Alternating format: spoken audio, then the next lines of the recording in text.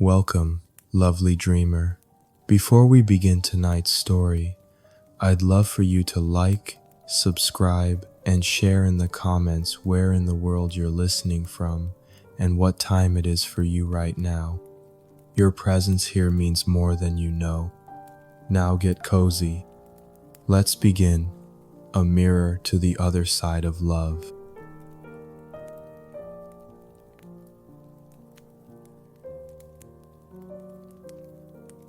You don't remember why you came exactly.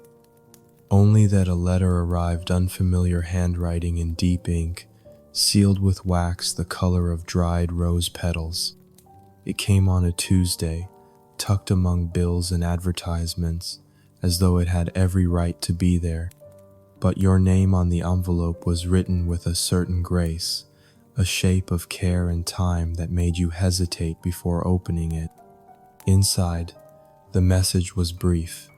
A distant relative, recently passed, a property deed enclosed, directions to a house you'd never heard of, in a place that sounded made up. The last sentence was handwritten and curious. There is something there you're meant to remember. It waits in the attic. You had no pressing reason not to go. And so, after a few days of restlessness and fogged up dreams you couldn't quite recall, you packed a weekend bag and left the city. The drive took longer than you expected. First highways, then narrow lanes that bent like ribbon through green countryside, and finally a path more mud than road, framed by whispering trees that leaned close to your windows. The manor reveals itself slowly, like something half asleep. It isn't grand, not exactly, but there's an elegance in its tiredness. The ivy growing wild across the brick walls has been left to wander. Windows are shuttered on the upper floors. A single crow watches from the roof's edge like a guardian too old to bother flying away. You step from the car and take your first full breath in hours. It smells of moss and rain, the kind of scent that curls around memory like something you used to know. The house is unlocked. The front door gives a soft creak as it swings inward. You pause, hand on the frame, half expecting someone to greet you, some ancient caretaker in a woolen vest, or a maid in black with a white apron. But there is only silence, and the muffled echo of your footsteps on old wooden floors. Inside, the air is thick with stillness. You move slowly, trailing fingers along dust-soft banisters, the shape of an old portrait's frame, the cover of a book left open on a hall table. Every room feels paused. Nothing is broken. Nothing is quite alive either. You find your way to the kitchen and put the kettle on out of habit. There's no electricity, but the stove takes matches, and someone has left fresh wood stacked beside it. It's all surprisingly easy, as if the house expected you. And still, in the back of your mind, the attic waits.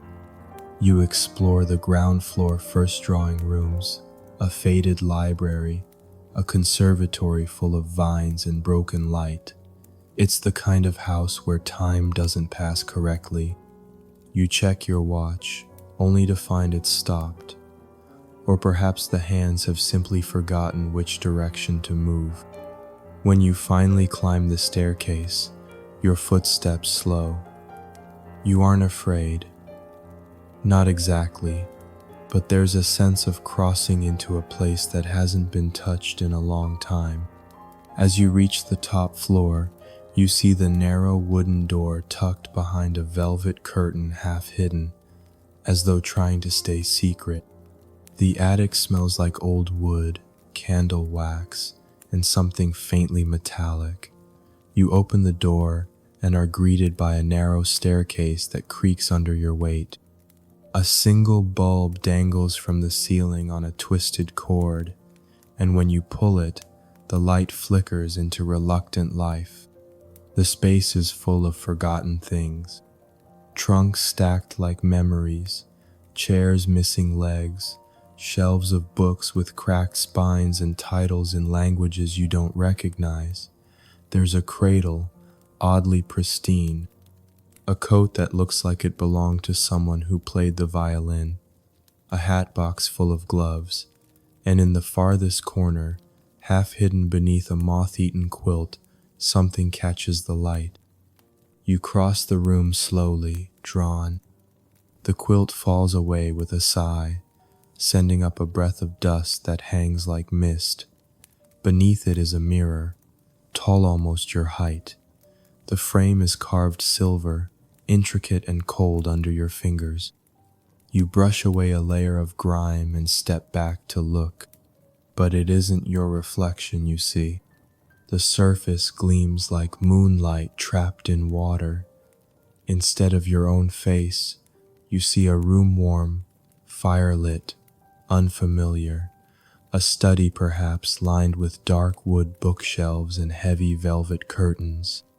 There is a chair facing the hearth, and beside it, a side table with a glass of something amber and a book turned open spine up, as if someone had just risen from it. You blink. The image remains. There's no glass. You raise your hand slowly, and your fingers touch not a cold surface but something warmer, like the surface of a pond in late summer. The mirror ripples faintly where you press, and when you pull your hand away, the skin tingles. You don't know how long you stand there. Minutes, hours. Eventually, the light bulb above you flickers out. You turn from the mirror with a strange ache in your chest and descend the attic stairs. Downstairs, you find a bedroom that feels untouched, the bed made with linens that smell faintly of lavender and mothballs.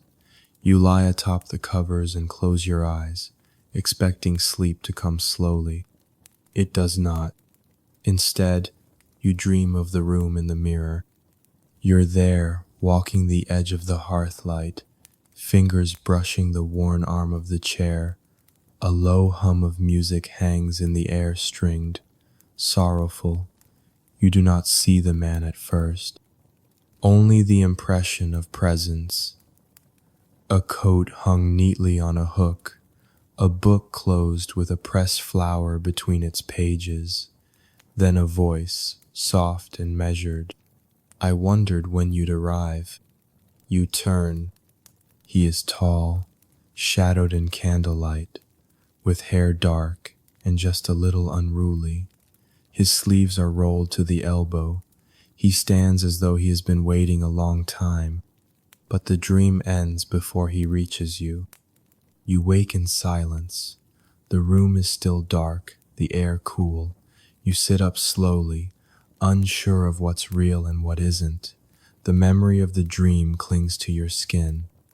When you look at your hand, you notice a faint shimmer across your fingertips, like powdered silver. Back in the attic, the mirror waits.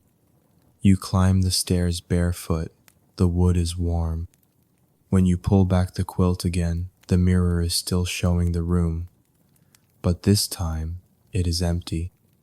You sit across from it, legs folded under you, and watch as the firelight flickers in that other place. For a moment, you think it flickers in your room as well, though there is no fire. Then he appears, not from the left or the right, but from within the mirror, walking past the edge of the frame as though entering a painting. He wears a white shirt, slightly open at the collar, and dark trousers.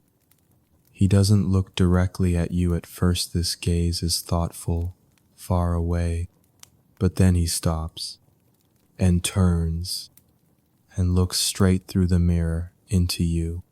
Still dreaming, he says, as if it's a joke shared long ago. Your breath catches because he says your name. You stay still, not frozen, not frightened, just suspended in a quiet kind of awe.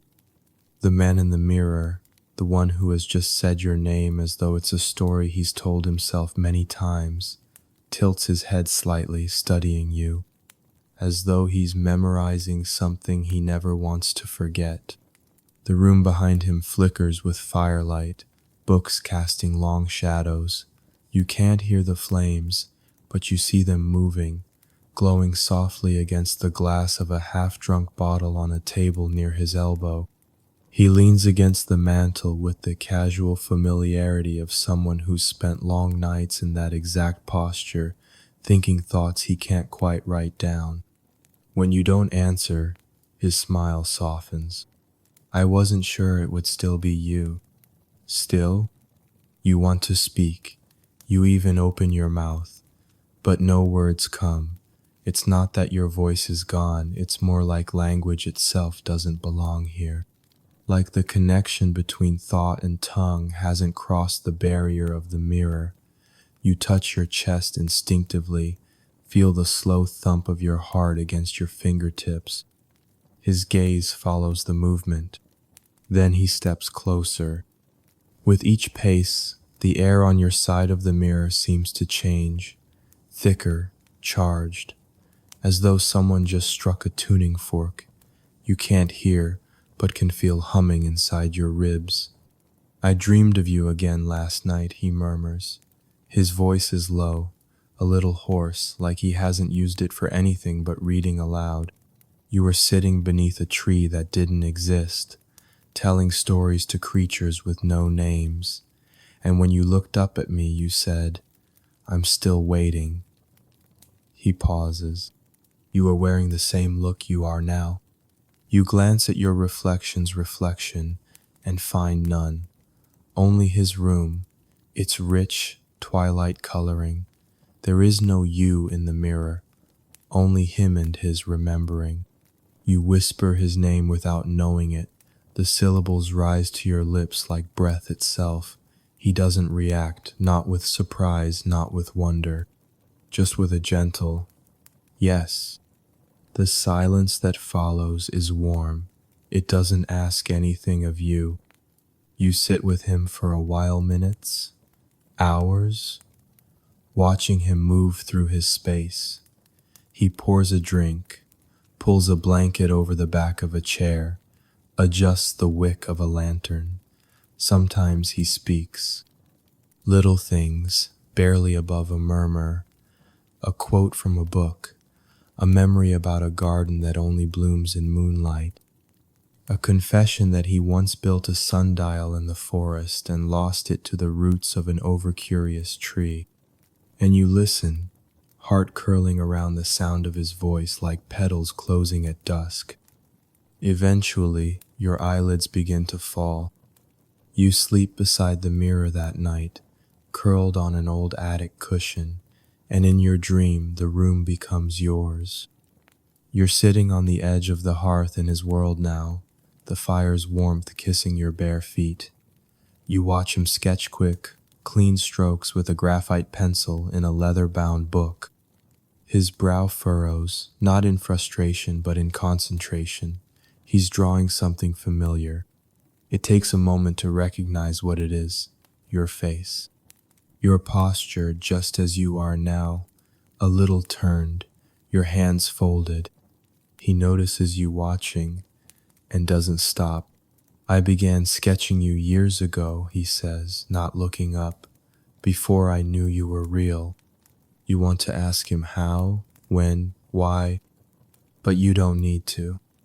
Because in this place, this dreamy space between what is and what almost ice words aren't as important as presence. He places the sketchbook on the table and holds out a hand to you. You take it. It feels exactly right, familiar, like returning to something you'd once lost in a place you couldn't remember until this moment. He walks you through the rest of the study, points out small things, a pressed flower in a glass frame, an old chessboard mid-game with no opponent, a music box shaped like a swan. You pause beside the window and notice it doesn't open to any world you know.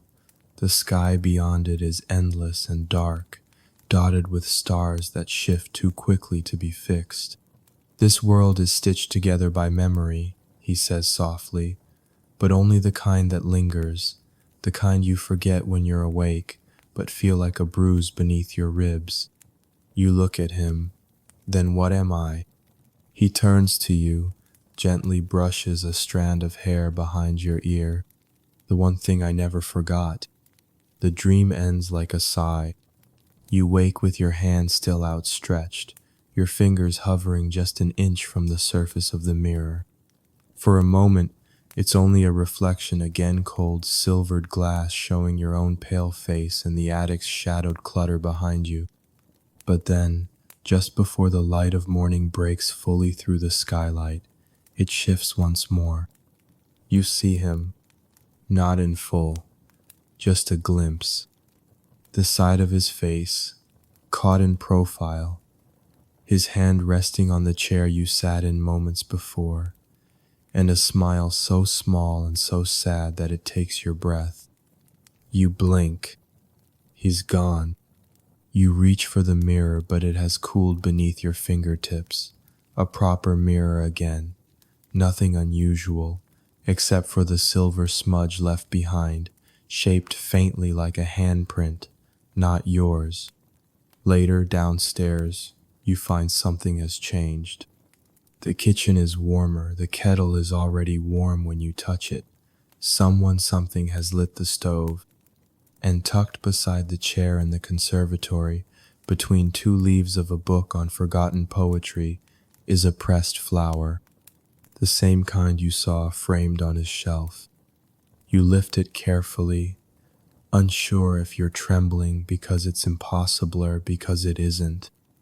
The day passes slowly. You don't leave the house. You explore more, though nothing feels quite as important as the attic.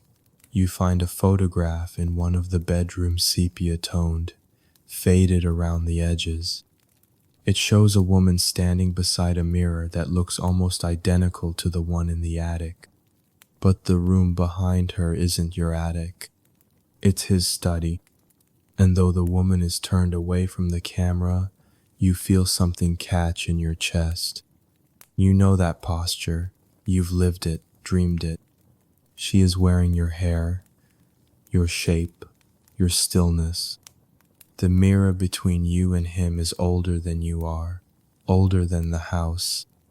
You return to the attic as the sky purples, breath caught somewhere just behind your ribs. You sit before the mirror again and wait. And as the stars blink open outside and the fireflies wake, the mirror clouds over. Slowly, softly, until the shape of his room returns, and in its center, so does he. You don't know how many nights have passed since you first found the mirror. They blur together, softly, like oil on water. The days move quiet like tea that always seems already steeped, books that fall open to passages that feel too familiar. You hardly notice time when it turns its face away. You only know the rhythm of dusk and the aching pull that draws you up the attic stairs. The mirror waits. Each night it changes, slightly, subtly. One evening you see him lighting a lantern in the far corner of his room, the glow casting gold across the floorboards. The next, he's asleep in a chair by the hearth, a book resting face down on his chest. Sometimes he speaks, sometimes he only looks. But the line between watching and being watched has thinned to something intimate. And tonight, as the air cools and your breath fogs gently in front of you, you reach out again. Not timidly, not even curiously anymore. With the certainty of someone answering a call they've known since before they were born. Your fingers meet the mirror's surface. It yields, like silk, like a curtain parting. No resistance, no sound, just warmth. And then you fall forward, not like falling from a height, but like slipping beneath warm water. There is no fear, no lurch of your stomach, just the sensation of one world fading as another accepts you. You open your eyes to candlelight. The floor beneath your knees is smooth, worn wood. You rise slowly, half expecting the attic to reassert itself, for the silver-framed mirror to pull you back. But it doesn't. You're here, in his room. It smells of something old and comforting: parchment, smoke, and the faint sweetness of cloves. The fire flickers in the hearth beside you, and the chair you've watched from your side of the mirror is here, just as it was. So is the table with its half-drunk amber drink. So is the book, open to a passage underlined in ink. And when you turn, he's there. Thorn. You don't know how you know his name, only that you do, as naturally as you know the taste of your own breath. He's standing near the window, one hand resting on the frame, looking out at the sky that hangs strange and deep beyond the glass. He turns when he hears you. "I hoped," he says softly, like he's afraid speaking too loudly will wake you both. "I thought, but I wasn't sure." He crosses the room without hesitation, then paws close enough to touch you, but not presuming. "May I?" You nod, words still distant. He lifts his hand gently, like he's brushing dust from an old book, and cups your cheek. It's real. He's real. His palm is warm, his fingertips calloused. He brushes a thumb along the line of your jaw, and then exhales, as if he's been holding that breath for a long, long time. "You made it," he says, as though that means something deeper than it sounds. "You crossed over. You want to ask where you are, what this place is, how you got here, if you're dreaming or dead or somewhere in between, but when you try to form the words, you find that they no longer matter, not like this. Not with him watching you as though you're the final page of a favorite novel. "I've been waiting for you," he murmurs, "even before I knew I was waiting." You reach for him, uncertain of the etiquette of such a thing in this strange place, but he meets your hand halfway, threads his fingers with yours. His grip is neither too firm nor too careful.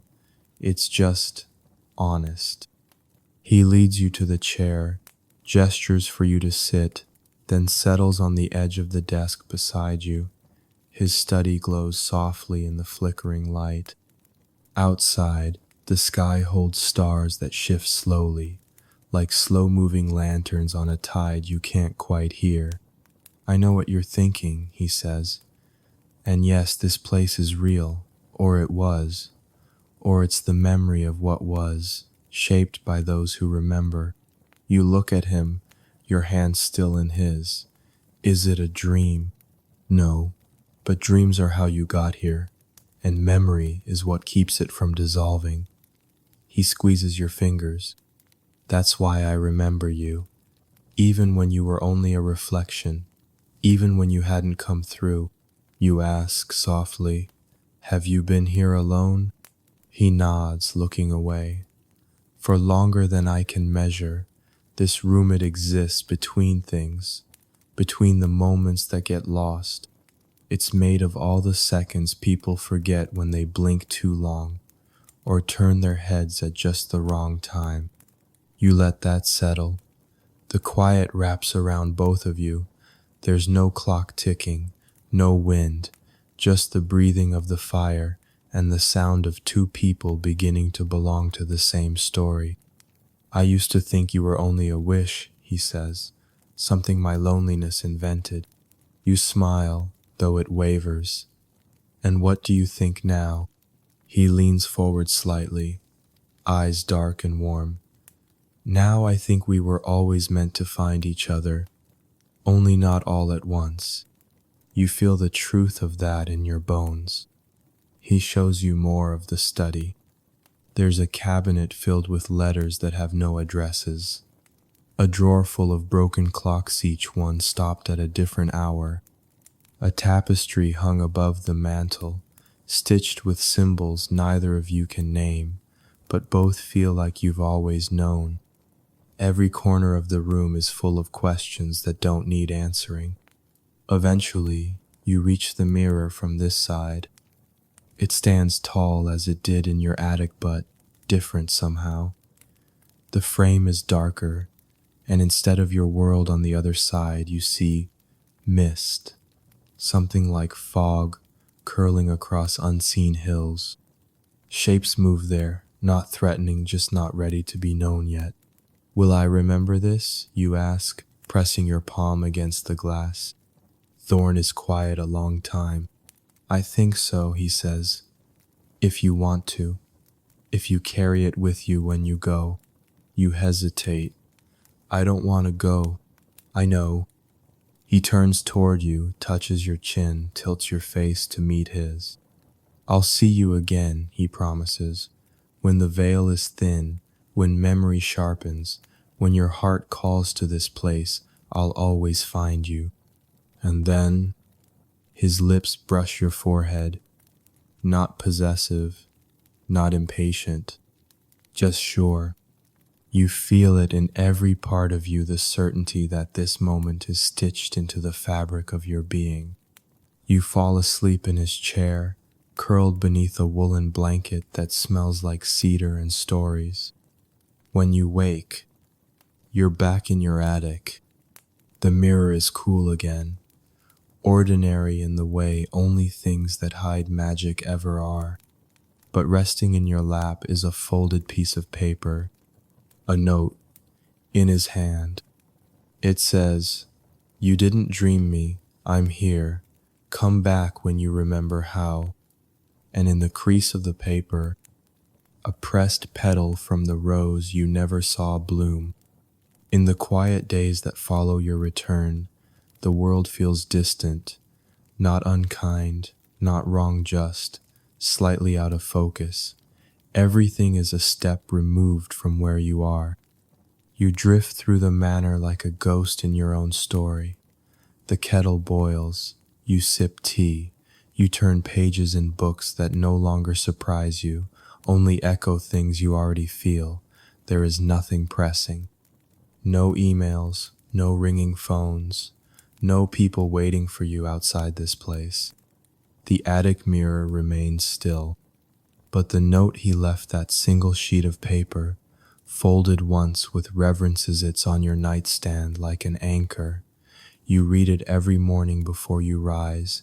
You read it again before you sleep. You didn't dream me. I'm here. Come back when you remember how. It becomes a chant in your mind, a quiet hum under your breath. And then, one night, it happens again. You don't even go upstairs. You fall asleep in the armchair, in the library, book on your chest, fire barely lit. And the moment you close your eyes, you feel the shift, not sudden, but smooth. A change in weight, in gravity, in the rhythm of your breath. When you open your eyes, you're standing in the threshold of his study again. This time, he's already waiting. He's leaning back in the same chair you sat in before, a candle burning beside him, a second one now flickering for you. His smile is small and tired, but unmistakably real. I was wondering when you'd remember. You step inside like you never left. Am I here now or dreaming I am? He gestures to the empty seat across from him. Let's talk about something simpler first. You sit. The cushion remembers your weight. The blanket has been folded and placed behind you. The fire crackles gently. The sound soothes something in your chest you didn't know had tensed. He picks up a piece of paper from the table between you, writes something in a fast, familiar hand, then turns it toward you. It says your name, just that, but when you read it, it feels different, like someone opened a door in the room and let in a warm breeze.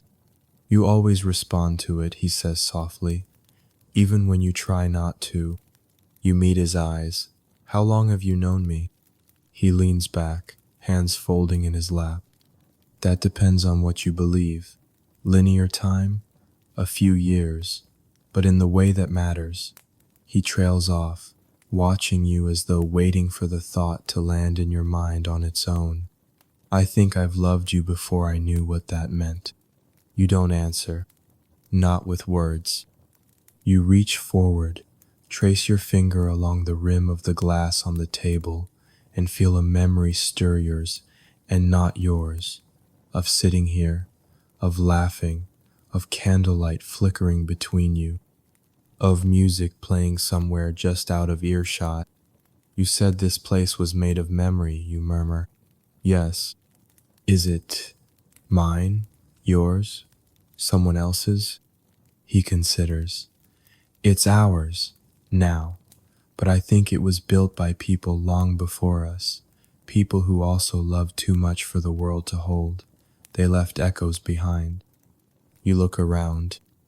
There's a spot on the wall now that wasn't there before, a painting, soft and faded, of a woman standing in the rain. No umbrella, just her and the storm. Her hair clings to her cheek, her eyes closed. You know it's you. He follows your gaze. I painted that. After one of your visits, you didn't say anything, just walked with me under the rain and smiled. You shake your head. I haven't done that. He tilts his head. Not yet. And that's when you realize it. This place isn't fixed in time. It folds. It bends. It remembers what hasn't happened yet. It stitches together your past and your almost, and every visit adds another thread.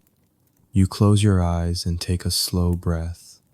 The air here tastes like dusk, like something that doesn't exist during daylight. He speaks again, voice softer now. You asked me once why I was alone. You open your eyes. I told you the truth, that I was waiting. But what I didn't say is, I wasn't just waiting for someone to arrive. I was waiting for someone to see me, to believe I wasn't just a reflection, that I was real, even if the world around me kept dissolving. You look at him fully. I see you. His expression flickers. I know. A silence settles, comfortable, like a blanket shared between two people on a cold night. Then he stands and walks to a bookshelf you hadn't noticed before, pulls something down. A box, wooden, inlaid with silver. He places it between you. Inside, letters, folded and sealed, some in your handwriting, some in his. You reach for one and find a letter written in a voice that could only be yours, except you've never written these words before. You were standing at the edge of the lake again today, the one with the trees that bend like old men whispering secrets. You didn't say anything, just watched the water. I wanted to ask what you were thinking, but I already knew. You miss her too, the version of me you remember. But I'm here now, so let's begin again. You look up, breath caught in your throat. I've never written this. Thorn touches your hand. Not in your world, but the words already live in you. You unfold another. This time it's his. When you are gone, I remember you through objects. The cup you held, the way your breath fogged the mirror. I keep trying to find your scent in the folds of the blanket you used, but it fades. Memory fades. You don't, not ever. You close the lid before your heart unravels. His hand slides over yours. You don't speak for a while. There's no need. The letters between you are louder than any voice. And then, he says something that changes the room.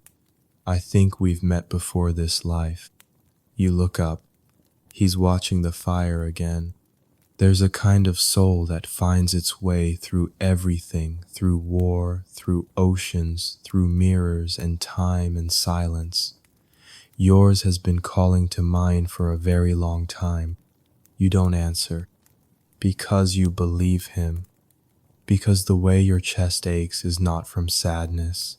It's from remembering something you didn't know you knew. He pulls out a pocket watch. The hands don't move. They never do when you're here, he says. Time refuses to interrupt us. You lean your head against his shoulder. He rests his cheek against your hair. Outside the window, stars bloom like flowers opening in slow motion. You watch them through heavy eyelids, the warmth of the fire curling around your spine, his heartbeat steady beneath your ear. You'll wake soon, he whispers.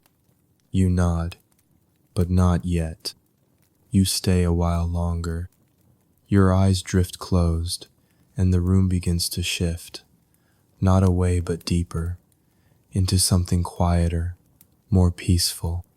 Just before sleep takes you fully, you hear him say, "When you come back, ask me about the garden, the one that remembers." You wake with your hand resting on a book that hadn't been there the night before.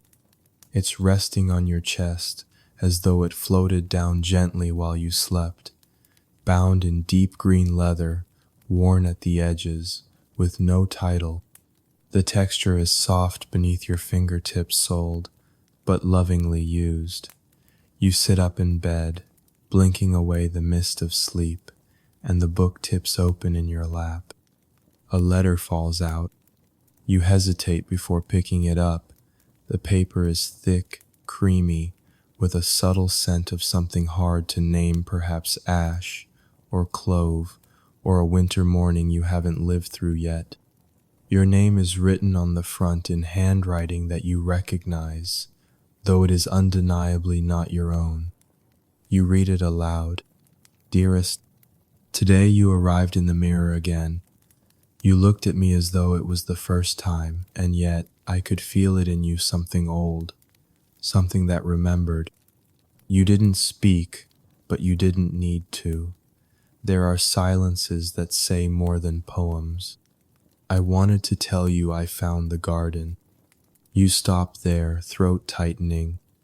He told you to ask about the garden. You hadn't, not yet, but here it is already written, already answered. And not just answered addressed to you, written as if the moment had already happened, even though you haven't yet returned. You fold the letter carefully and place it on the table beside the window. The book holds more, not just letters, sketches, fragments of dreams, whole pages of conversations you've never had, with your name peppered throughout, sometimes in his voice, sometimes yours. It's a strange sort of time travel, this reading. You catch glimpses of things that feel familiar and yet are always just beyond your experience. Descriptions of nights you haven't lived. References to clothes you've never worn. Inside jokes that leave you smiling despite yourself. It should be disorienting, but it isn't. It's comforting. Like walking through a house built by memory alone, each room formed from feelings, not blueprints. That evening, you don't wait for sleep. You go to the attic with the book pressed to your chest, the air charged with the soft hum of anticipation. The mirror glows faintly before you even reach it, as though it knows, as though it's glad. You sit cross-legged on the worn carpet and place the book beside you. The glass shifts, the air thickens, and when your breath catches in your throat, you know you're crossing over again. This time you step into the room not as a visitor, but as someone expected. Thorne is waiting with 2 cups of something steaming and sweet-smelling. You don't ask what it is. You sit beside him on the velvet love seat near the fire, and your thigh brushes his. Neither of you pulls away. He nods toward the book you carry. "You found it." You smile, "Or it found me." "I left it out," he says a bit sheepishly. "I didn't expect it to cross over with you. I read your letter," you say, "about the garden." His eyes brighten and then soften. "Come," he says, and rises. You follow him through the far end of the room, a hallway that didn't exist before, and step out into starlight. The air outside is velvet soft, The sky is midnight blue, pinpricked with constellations that seem to pulse with breath. The garden spreads before you like a memory in bloom. It isn't quite real. The trees are too still. The flowers open even though there's no sun. The path curves before you as you walk, adjusting gently to your steps. Thorn slows beside a tall wall of ivy. I planted this, he murmurs.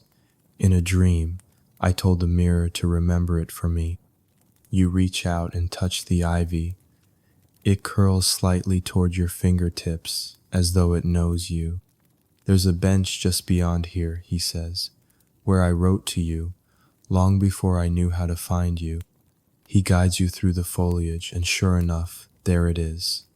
A marble bench with faint carvings, old roses climbing the wall behind it. You sit. He does too.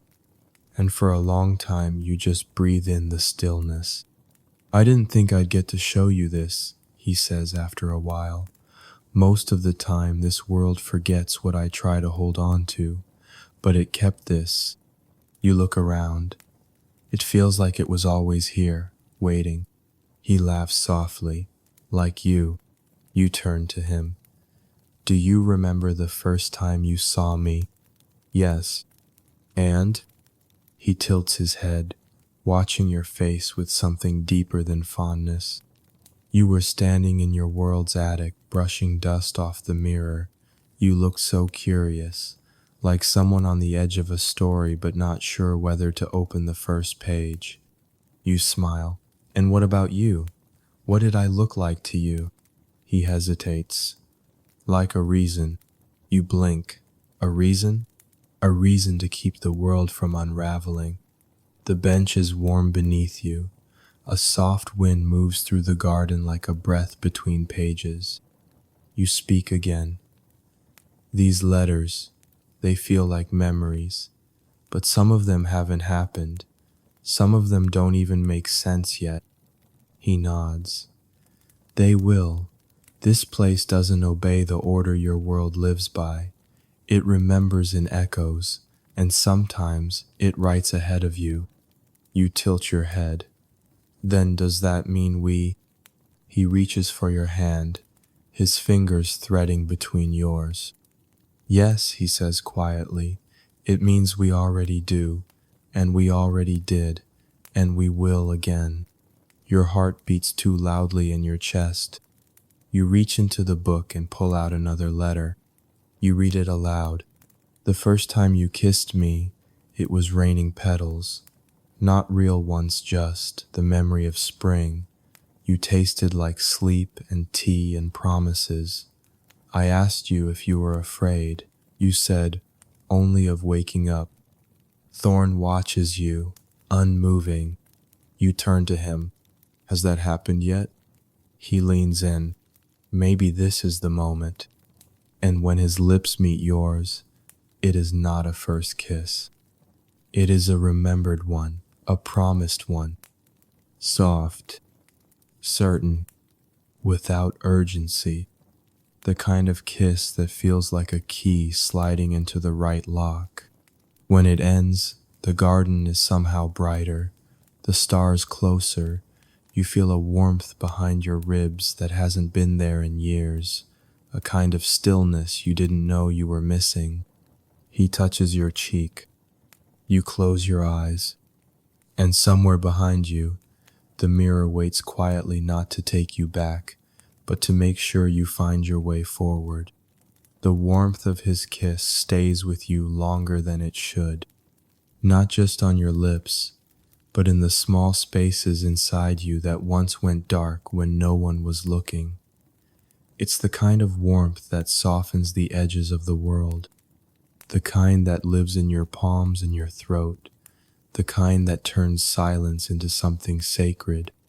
After the kiss, you sit in the garden a while longer. Neither of you speaks. There's no need. The hush between you is full weightless, gentle. The stars above swirl lazily, casting soft ripples of silver light across the ivy and rose vines. Somewhere water trickles, A fountain, perhaps, that you hadn't noticed before, or perhaps it noticed you only just now. You lean your head on his shoulder, and he lets out a breath like he's been holding it across lifetimes. I didn't know, you murmur. Not until just now. He turns slightly, enough to rest his cheek on your hair. Didn't know what?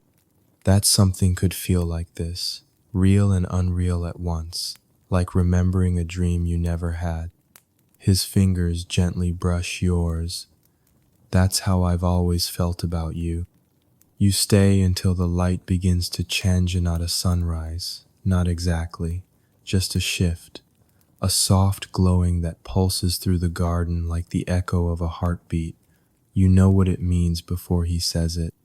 You're about to wake, he says quietly. You nod.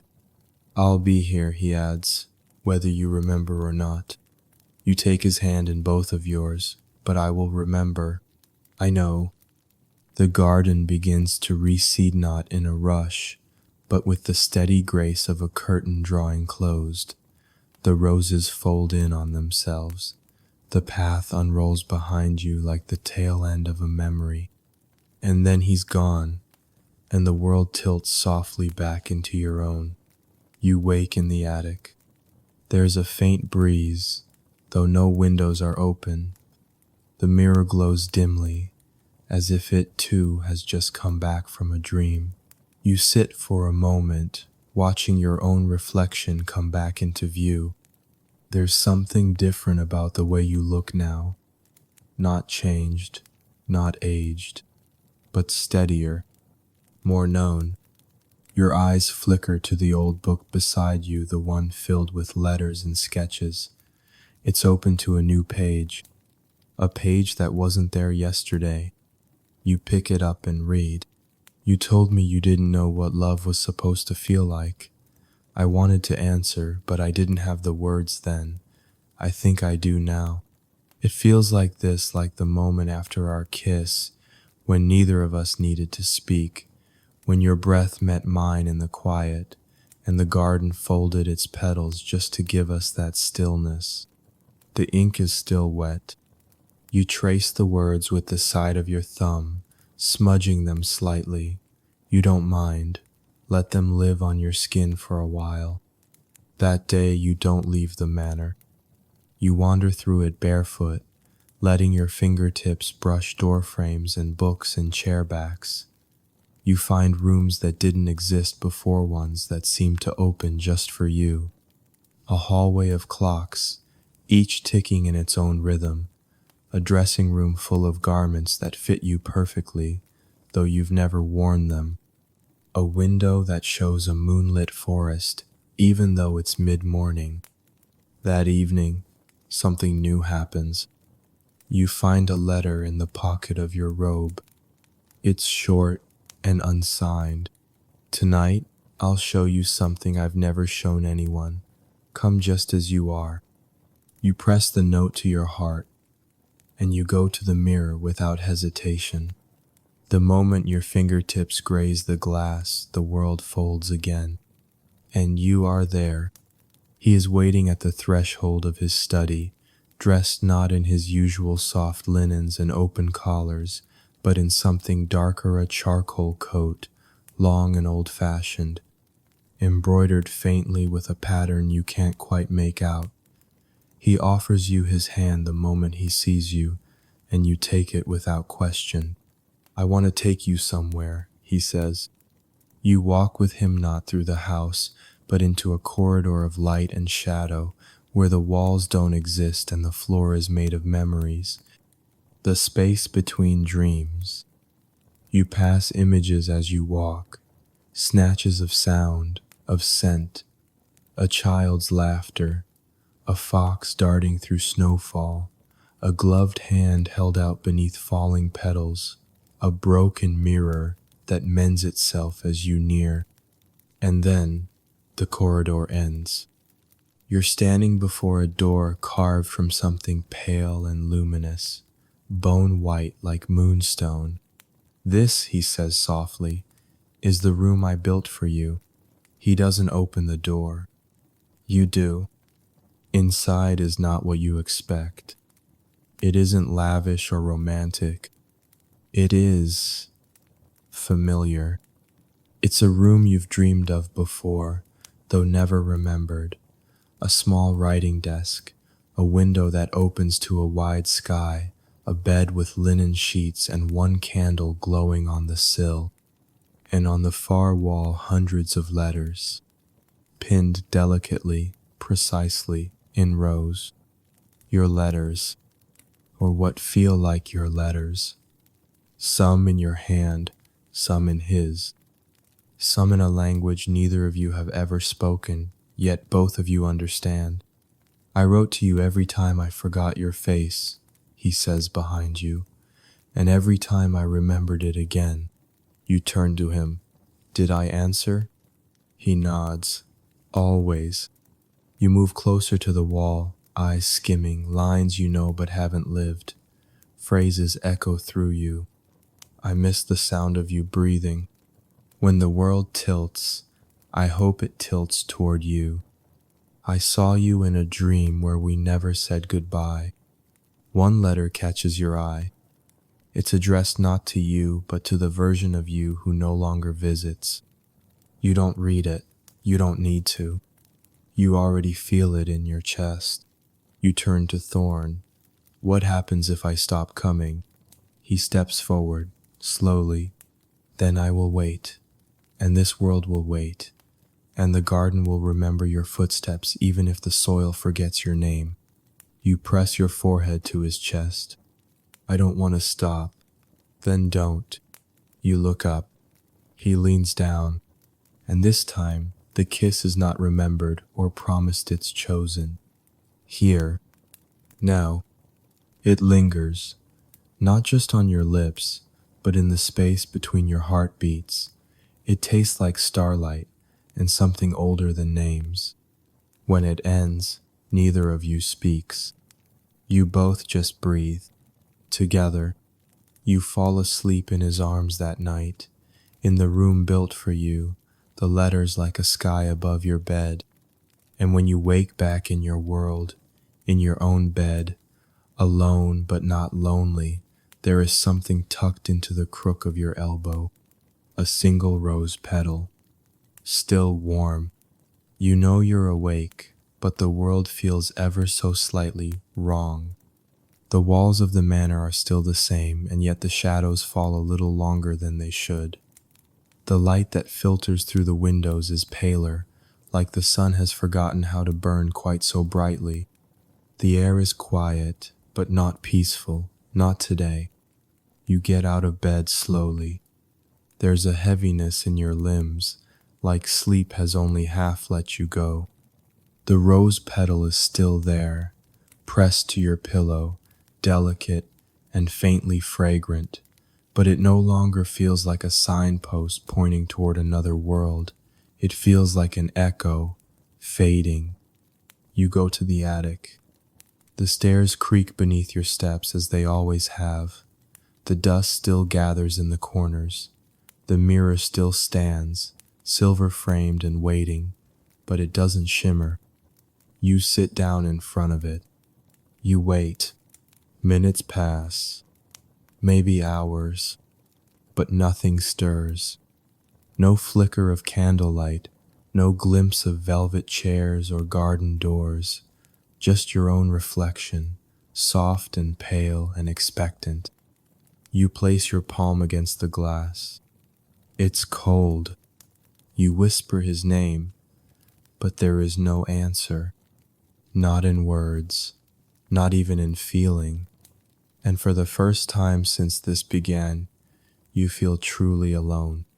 You go about your day in silence. You make tea. You read. You open the green leather book, searching for a new letter, a fresh page, but the pages have stilled. Nothing has changed, not one word out of place. Not even your handwriting appears in the margins, though you try to will it into existence. Even the wind outside feels unfamiliar. It's not cruel, not storming, just indifferent. as though the world has forgotten how to miss you. The next morning, you wake to find that the kitchen table is missing a chair. You stand there, blinking, as if you can force it back into being just by wanting it badly enough. But it doesn't return. That afternoon, you notice the wallpaper in the upstairs hallway has begun to peel. You don't remember it doing that. The patterned soft blue vines curling into blossoms was always perfect. You'd admired it without meaning to. Now, it flakes softly onto the floor like old snow. That night you try again. You sit before the mirror, light a candle beside it, lay a rose petal on your lap, place the green book on your knees, and you wait. You speak. You say his name. You read the letters aloud. You even press your forehead to the glass and close your eyes. But there is no warmth, no shift, no door opening in the back of your mind. Just the attic, just your own breath, just silence. You wake up on the floor, with the candle burned down to nothing, and the air colder than you remember it ever being. The mirror is still there, but you don't trust it now. It feels empty, not dangerous, just abandoned. A week passes. You stop counting days. People begin forgetting you, not in obvious ways, not cruelly, just in small ones. You send a letter to an old friend. She writes back, warmly but forgets your name. She calls you by your sisters. You don't have a sister. You call an old neighbor to check in. She picks up. She's kind, but she speaks to you like you're someone she hasn't seen in years. Someone who only vaguely resembles the girl she used to know. You walk into town just to see. The grocer who once greeted you by name now gives you a generic smile. The woman at the bakery tilts her head as if trying to place you. New around here? She asks gently. You nod. You walk back to the manor alone, and the road seems longer than it used to be. The trees bend differently now. When you arrive, you find the front door slightly ajar, though you were sure you locked it. Inside, the rooms are colder. The firewood you stacked is gone. The pantry is emptier than you remember. The world is beginning to erase you, bit by bit. It's not doing it out of malice. It's just forgetting. You wonder if Thorn is too. If he remembers your kiss, your letters, your name. You sleep restlessly that night, wrapped in a wool blanket with the mirror standing silent a few feet away. You dream of pages fluttering open, but the ink is smudged. You dream of his voice calling to you, but it sounds far away, like a whisper underwater. You wake with tears in your eyes and no memory of why. By morning, the green book is missing from your bedside table. You tear the house apart looking for it. The library, the conservatory, the attic again. Nothing. Not a page, not a letter, not a trace. It's as if it was never there. You sit on the attic floor and lean your head back against the wall. The mirror stands cold. You speak aloud, no longer hoping he hears, just needing to say it. I don't want to forget you. You say it again, quieter. I don't want to forget. And then something small shifts. Not the mirror, not the air. You, inside, a feeling, old and stubborn, like the faintest tug on a thread that refuses to snap. You close your eyes. You remember the first time he said your name. You remember the garden, the bench, the painting on his wall. You remember his kiss, its certainty, its slowness. You remember the letter you never read, written to the version of you who stopped visiting. and something breaks open in you like a bell struck deep underwater. You get up, slowly. You walk to the mirror. You place both hands flat against the glass, and this time you don't ask to be let in. You remember being there. You remember being loved, and the glass beneath your fingers begins to warm. Just a little, just enough.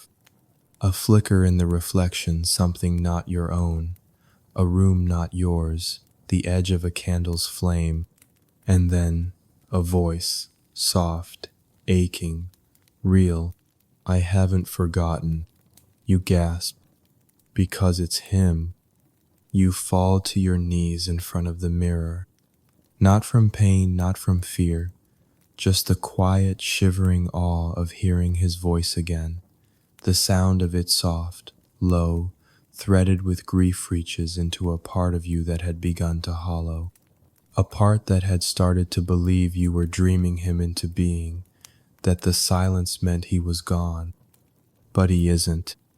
You press your hands flat against the mirror, heart rising in your chest like a tide. Thorn, you whisper. There's no reply, not right away, just the faintest shimmer along the glass, not light, not sound, a sensation, like the world behind the mirror is breathing again shallowly, cautiously. Then, slowly, his shape appears, faint at first, as though lit from behind, his edges blurred by the veil between you. He's standing near the hearth in his study, though the fire is out. His coat is unbuttoned, sleeves rolled up. He looks tired, his hair mussed, as if he's been pacing or fighting something invisible. He steps closer, but the image flickers like an old film shifting, stuttering. Don't leave, you say quietly, fiercely. Please. His eyes find yours through the mirror, and something in him steadies. He touches the inside of the glass, his fingers finding the place where yours rest. I thought I'd lost you, he says, barely audible. You shake your head. You didn't. I forgot for a while, but I didn't stop. He watches you for a long moment. The light behind him dims. There's something happening, he says at last. Here, in this place. The seams, they're coming undone. You frown. What does that mean? He exhales. The rooms are vanishing. I try to walk through them, and they're no longer there. The corridor we walk through, the one with the images, it's gone.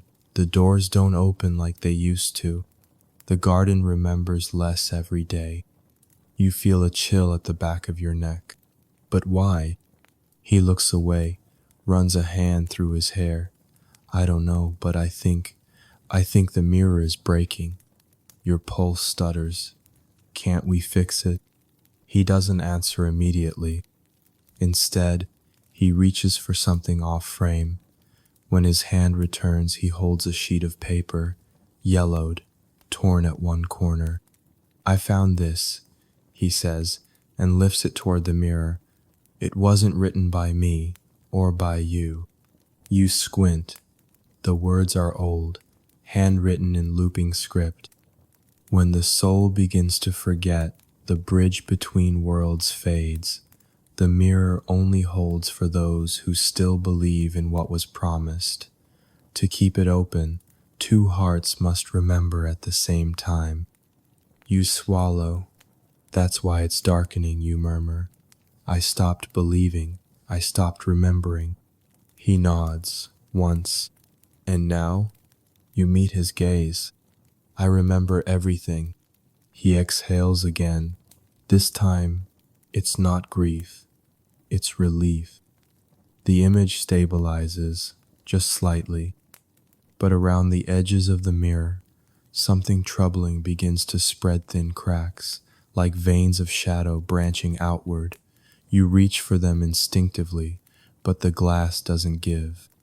The cold creeps along the frame. Thorn sees it too. I'm going to try something, he says, but I don't know what will happen. You lean closer. What? There's a way to keep the connection open, but it requires more. More what? He hesitates. Then, more of you, more of me. We'd have to meet in the in-between. You blink. I thought we already had. No, he says softly. We've only brushed the edge of it. The true in-between, it's neither your world nor mine. It's memory made manifest. It's where forgotten things go when they still long to be remembered. Your breath catches, and if we go there, we may not come back the same. A long silence stretches between you. The mirror pulses faintly. Then you say it, take me. He flinches, not in fear, in something like love, too deep to say aloud. I don't want to lose you, he whispers. You won't, you reply. You might lose yourself. You reach for the letter he once gave you, the one you keep folded beneath your pillow, the one that says you didn't dream me. You unfold it now. Hold it up to the glass. I choose this, you tell him. Even if I forget again, I choose you. The mirror begins to hum. Not loudly, just a low vibration in the air, in your bones. Close your eyes, he says gently, and remember our kiss, the first one. You do. You recall the weight of his hand at your jaw, the warmth of his mouth, the way the garden paused around you, as if the world was holding its breath. Now breathe in, he says, voice closer now. You feel it before you see it. The mirror begins to draw you in, not violently, not like before. This is slower, steadier, a soft unraveling of your physical self, like falling into warm mist. Thorn, you whisper, I'm here. The world tips. The attic disappears. You fall not down, not through but across. The in-between is nothing like his world. It is not a room, not a garden. It is not dark. It is not light. It is sensation, memory. You feel it before you see it. The echo of his hand in yours. The laugh you gave him after your second visit. The sound of your name on his lips when he believed you were only a dream. You open your eyes to a sky made of ink and gold. He's there, standing on a path of stitched light. You take a step toward him. The ground forms beneath your feet with each movement. You meet at the center. He takes your hands. You are not quite solid here, but you are together, and the mirror between you is gone. Only the space remains. The space you made, the space you remembered. He smiles, and the light brightens around him. Not harsh, not glowing, just warm. He touches your forehead with his. This is where we begin, he whispers, and where everything forgotten waits to be found. You're not sure how long you've been in this place. Time doesn't move here, not forward, not back. It expands, like breath, like a soft fabric stretched across the memory of every moment that ever mattered. The sky is stitched from velvet and cloudlight. The air tastes like forgotten lullabies and warmth left in the hollow of a pillow after sleep. And Thorn is here, always here. You walk beside him without speaking. There's no need. The silence between you is deeper than conversation. It's made of all the things you didn't say but somehow always meant. And in this space, the in-between, you feel them all at once. Every quiet glance, every pulse of longing, every moment you thought might slip away. You come to a clearing. There's no grass here, just light pooled like water across the earth, shimmering softly in every color you can't name. In the center is a tree. It's tall, taller than it should be, its bark woven from strands of silver and shadow. It hums, gently, Not with sound, but sensation. Memory vibrates in its roots. Possibility ripples in its leaves. Thorn slows beside it. This, he says, placing his palm on the trunk, is the heart of this place. You touch it too. It's warm, alive, familiar in a way that startles you. I've seen this before, you murmur. In dreams, in sketches. I just didn't know it was real. He nods. It shows itself only to those who are ready to remember. You glance at him. What is it remembering? He looks back at you. Us. And suddenly you do. Not just the letters. Not just the study or the mirror or the garden, but the lifetimes. The 1,000 versions of you that reach for the same hand across veils of time. The 1,000 ways he waited. The 1,000 mirrors you both touched. Not all of them led to this. Some cracked. Some turned cold. But some carried you here. You stepped back from the tree, breath catching. You waited through all of them. His smile is quiet, steady. Yes. And I forgot you more than once. You always remembered again. You sit at the base of the tree and he joins you. And slowly he begins to tell you things about the first life, when you were a seamstress and he a poet, when you met in a village lost to time, under skies bruised with lavender light. You never kissed in that life. You only wrote each other poems on scraps of fabric. He still remembers the one you stitched into the hem of his coat. About the second life, when he was a candle maker and you a scholar. You met in secret among shelves of dusty books, hands brushing in the quiet. That time, you danced once in a hallway no one used. He never forgot the rhythm. About the life where he never saw your face only, your reflection in puddles and windows and dreams. The life where you passed him in doorways, in trains, in shadows. But you never met, not truly. Only near mist, like two songs out of sync. He told you he grieved that one the most. But here, now, in this space that does not age, you remember them all. You rest your head against his shoulder. How many more lives do we get? He doesn't answer for a long time. Then he says, as many as it takes. You smile through the ache behind your eyes. Do we always find each other? He turns to you. No, but we always try. A wind moves through the in-between then. Not cold, not sharp, just real. It carries the scent of something distant like lavender soaked in rain, like the memory of a window left open too long. He straightens. So soon? You look at him. What is it? He brushes a thumb over your knuckles. Your world is waking. You feel it too. A gentle pull, like a tide easing back to shore. You squeeze his hand. I don't want to leave. I know. I don't want to forget again. His eyes are clear. Then you won't. How do you know? Because this time I'm coming with you. You blink. What? He stands slowly, fingers still twined with yours. There's a way, a choice, but it must be made by both of us.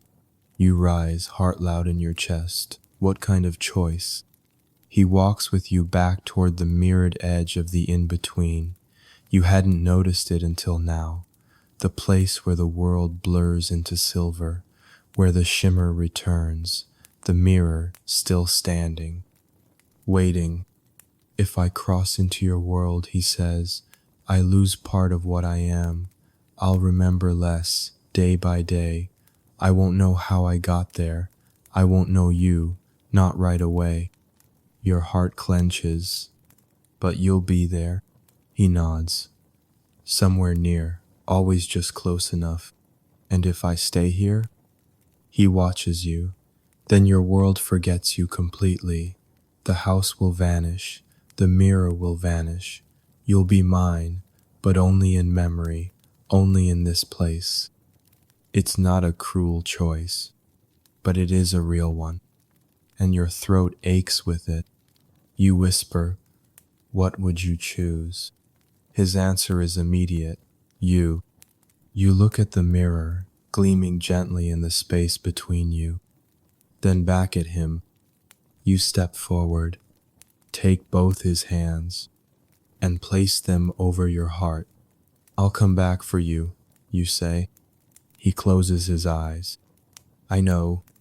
You kiss him once more, and this time it feels like goodbye and a promise, like a closed book that still smells of the sea. You walk into the mirror, not away from him, but toward the version of him that will soon forget your name until you remind him.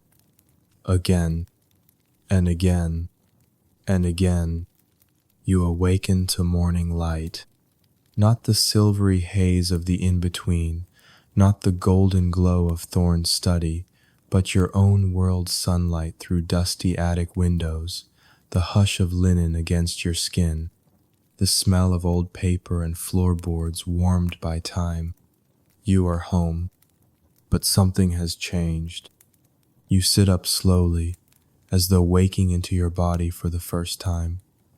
The mirror stands exactly where it always has, but it's no longer dormant.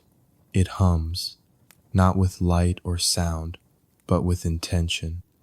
You rise to your feet, approach the mirror. Your own reflection greets you, familiar, but different. There is something in your eyes now, a memory beneath the surface, a presence still breathing behind the glass. He is not in it, not yet, but he is here, somewhere. You reach out and rest your hand gently against the surface. It is warm. You breathe his name Ansanot as a plea, not as a question, but as a promise, and the mirror responds, just barely, with the faintest shimmer at its center. It isn't a doorway anymore. It's a trace, a fingerprint, a thread leading you toward a future not yet remembered. Downstairs, the house feels unfamiliar again, like you've returned to a version of it shaped slightly differently by your absence. The air carries a whisper of something not quite vanilla, not quite smoke. You wonder if it's him, if some fragment of his presence has passed through unnoticed and left a softness in the corners. You walk to the kitchen. There's a letter on the table, unmarked, unsealed. You unfold it. It says, "If you find me, don't tell me everything at once. Let me remember the taste of your name. Let me recognize your silence before your voice. Let me fall in love with you the way I always do in pieces, and all at once." Your breath catches. You fold the letter carefully and tuck it into your pocket. You know now. He is here, in your world, somewhere nearby, but he won't know you yet. Not fully, not the way he did in the in-between. You step out of the manor and into the slow, drowsy quiet of the road beyond. The sky is overcast in the way that makes color glow more deeply wet earth, dark green leaves, your coat hanging heavier on your shoulders. There's a bus stop just beyond the tree line. You've never seen it before, but it feels right. You sit on the bench. Wait, not for a sign, just for time. People come and go. A girl with a red umbrella, an old man whistling a song you think you once heard in a dream, a woman reading a book bound in green leather. They pass, and you smile, each of them holding some version of a memory. And then he arrives. You know him instantly, not by the shape of his coat or the tilt of his shoulders, but by the way your heart knows before your eyes do. He walks slowly, looking down at a slip of paper in his hand. His hair is a little longer than before, his clothes more modern, but his presence unmistakable. He sits beside you on the bench without a word. You don't speak either. Not yet. The silence wraps around both of you like a shared blanket.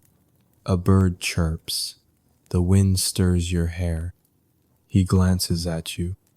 His eyes meet your sand. There is a flicker. Not recognition. Not yet. But curiosity. As though a note he once loved is playing far off, just quiet enough to make him lean closer. "I'm sorry," he says suddenly, "but do I know you?" You smile, soft and true. "No," you whisper, "but you will." He watches you, doesn't move, doesn't press, just smiles back. "Okay," he says, "that's fine." You sit together as the sky shifts gently overhead, and the mirror, far away in the attic, hums once more. There is a rhythm to your days now, a gentleness. You do not run toward him. You do not chase. You simply orbit. And he orbits too, as if some old star inside him remembers the way your gravity once pulled him home. You see him often. First in the little bookstore by the river. He's standing near the poetry shelf, a book open in one hand, his brow furrowed in concentration. You walk past without speaking, but he glances up just as you do. That same flicker again, that tilt of the head, that near smile. You don't stop. You don't have to. Then at the cafe, 2 days later, you sit in the corner with your journal, a cup of tea cooling slowly beside you. He enters mid-morning, orders something warm, and sits near the window. He doesn't see you at first, but he notices you just before leaving, pauses in the doorway. You don't lift your eyes, but you feel him pause, and that pause holds everything. You return to the manor each night.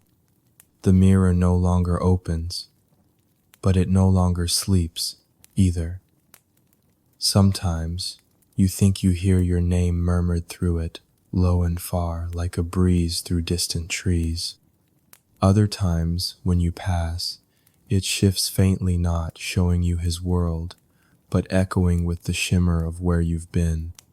You press your hand to it and whisper things, little things, nothing urgent, just gentle reminders for a soul slowly finding its way back to you.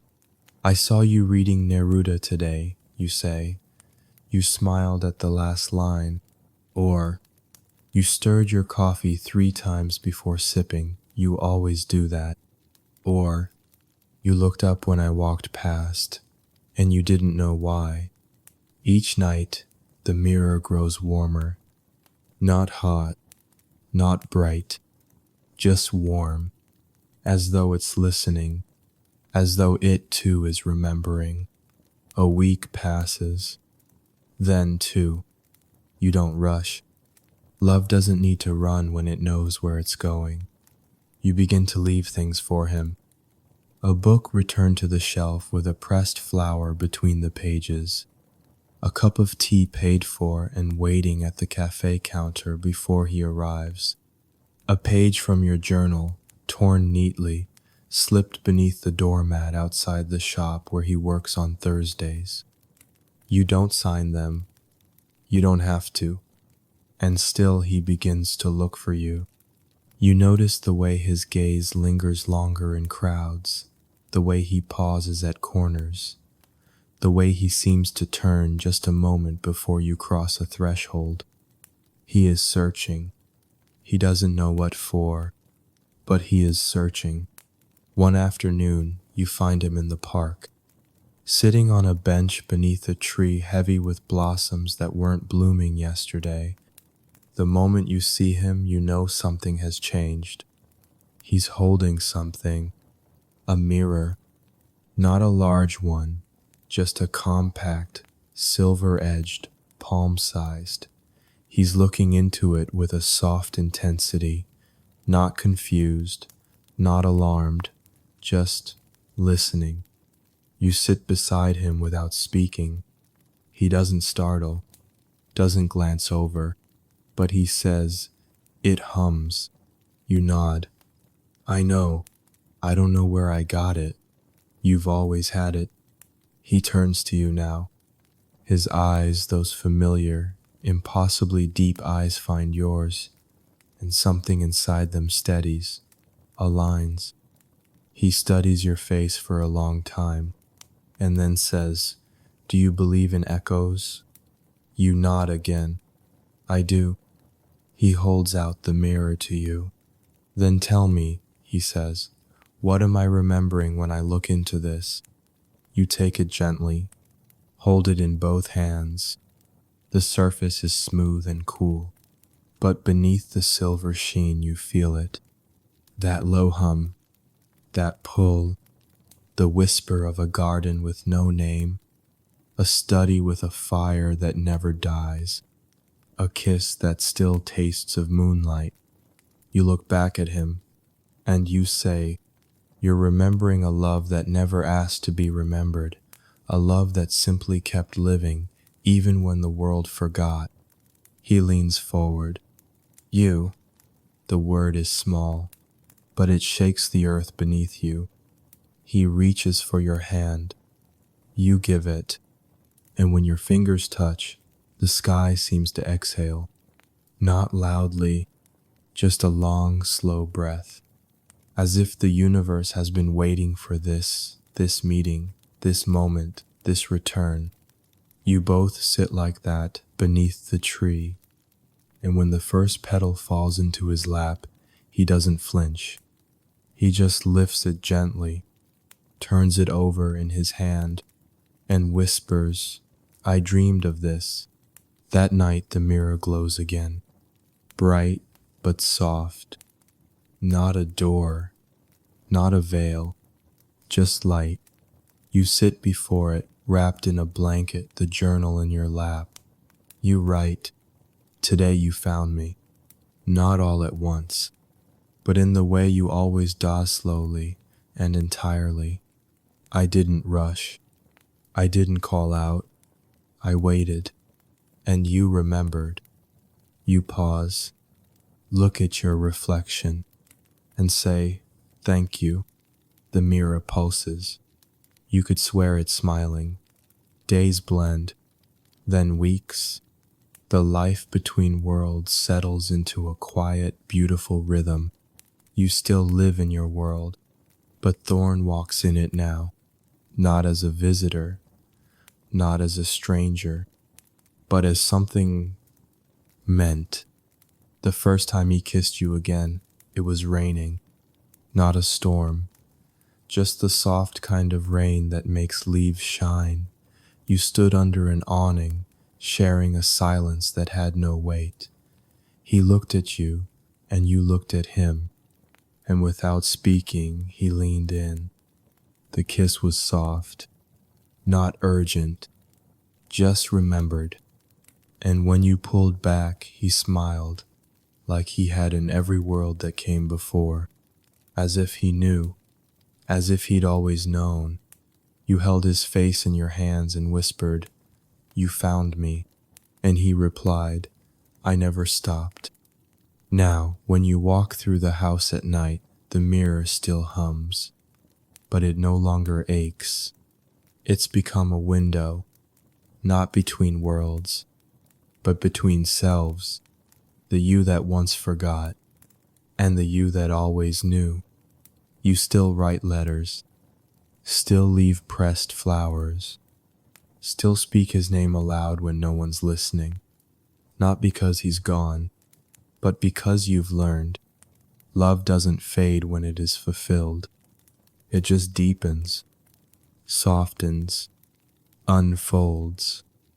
And you live in both places now, here with him, and there in the space between. And the mirror faithful as ever holds the glow of both, because this is the life you built, the one between worlds, the one where love lives beyond forgetting. The mirror doesn't speak. It never has.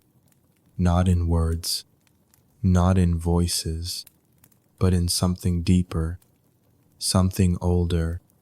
It watches you quietly as you pass each day, as you move through the house now warmed by a second pair of footsteps, as you pour 2 cups of tea instead of 1, as you hum in the mornings and lean your shoulder against Thorn's when you both stand in the kitchen waiting for the kettle to sigh. It watches and it remembers, because that's what it was made for. One night you ask him. The question has waited patiently in your chest, and tonight wrapped in firelight and silence heat slips from your lips like breath. What is the mirror? He doesn't answer at first. He's turning a spoon slowly in his cup, watching the leaves swirl, his eyes soften, and then he says, "It was made of longing." You tilt your head. He sets the cup down. Longing, he repeats. That's the only word that fits. Not magic, not invention, just longing. You wait, and so he tells you. Long ago, before the world remembered names, before time untangled itself into days and hours, there were people who loved so deeply, so truly, that even death could not dissolve the thread between them. When one passed on, the other remained behind, full of aching, full of memory, full of breath that no longer had a place to land. One such person, neither man nor woman, neither of one world nor the next, sat in a room of silence and wept for what could no longer be touched. They wept for years, and from that grief, that longing, that unyielding refusal to forget, they made the mirror, forged not with hammer or fire, but with remembrance, a silvered surface not meant to show reflections, but to hold echoes, to catch what had been lost in the folds between worlds, to keep love from fading. The mirror was never meant to be a door, not at first. It was meant to be a promise that those who belonged to each other would always find their way home. You stare at the mirror now, its surface calm. It does not shimmer, it does not flicker, but in the curve of its frame, you see everything you've lived. The garden, the kiss, the forgotten rooms, the letters written in voices both old and new. It holds them all, and something more. Later that night, after Thorn has fallen asleep beside you, breathing slow and even, you rise quietly and walk to the attic. The floorboards sigh gently under your feet. The house does not stir. The mirror is waiting. You kneel before it, as you did all those weeks, months, lifetimes ago. But this time, you do not ask anything of it. You only thank it. "Thank you," you whisper, "for holding us." And for the first time, the mirror responds not with sound, not with movement, but with knowing. You feel it in your chest, like a heartbeat that isn't yours but loves you just the same. You place your palm to its surface. It warms instantly, and then you see something. Not your reflection, not Thorn's room, not the garden, but others, other faces, other hands reaching, other eyes looking, hundreds, thousands, all caught in that thin space between memory and love. You understand, suddenly, what the mirror truly is. Not a relic, not a single object, but one of many, a constellation scattered across time and place, hidden in attics and shop corners and the backs of drawers, appearing only to those who have lost something they still believe in. It is a web of remembrance, a sanctuary for love that refuses to be undone. And now that you know, You begin to see it everywhere, in the puddle that holds a stranger's reflection, in the glass door that hesitates to close behind you, in the shimmer of silver at the edge of a teacup when the light bends just right. The mirror was never just a thing. It was a keeper. And you are one now too. Thorn wakes to find you back beside him. You haven't told him what the mirror showed you. Not yet, but he senses it. He pulls you close and says nothing, because he understands. Some truths aren't spoken, they are simply shared. You spend your days together in quiet wonder. No grand declarations, no chasing after answers. Just the slow unfolding of a love that knows how to wait. Sometimes you still find his sketches stuck beneath teacups, slid into books, left under your pillow. They're always of you, and yet never the same, because every day he sees you differently, more clearly, as though the mirror too is still learning. You hang them along the hallway now, a gallery of becoming, a record of remembering. You don't know how long this life will last. You don't ask, because what you have now is not built on guarantees. It is built on returning, on the steady, sacred act of choosing, again and again, in this life, and the next, and the one after that.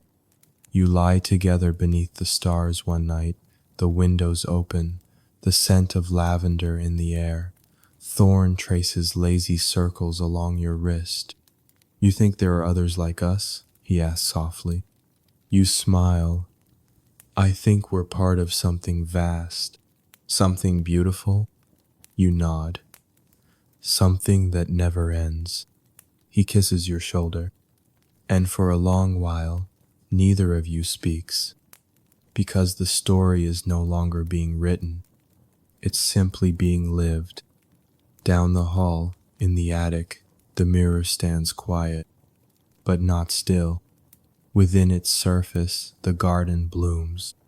A new letter is being written, and two silhouettes dance beneath a sky full of stars that have never forgotten how to shine.